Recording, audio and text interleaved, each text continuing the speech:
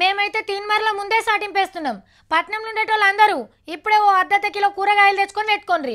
అట్లనే ఓ 4 పాల ప్యాకెట్లు తెచ్చి ఫ్రిడ్జ్లో దాచుకోండి. పప్పులు సౌదలకి ఇట్లా ఇంట్లోకి ఏం కావాలన్నా ఇప్పుడే కొనుక్కొని పెట్టుకోండి. అట్లనే ఒక సెంటు బాటిల్ కూడా కొనుక్కుంటే మంచిది. ఎందుకంటే ముక్కాసన వచ్చే బట్టలకు మంచిగా కొట్టుకోవచ్చు.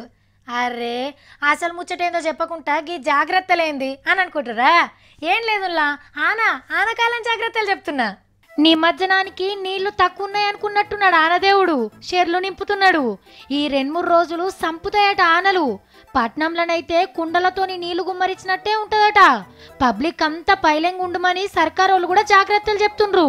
మొన్నటి లెక్క వంగకుండా మోరీలన్నీ సాఫ్ చేస్తుండ్రు. కరెంటు తక్లీఫులు రాకుండా కూడా చూస్తుండ్రు. పాతిన్లలో ఉండేటోళ్ళు ఎంత జల్దిన కాల్ చేస్తే అంత మంచిది. ఈ ఊర్ల పంట ఆల్రెడీ ముసూర్లు అందుకున్నాయి.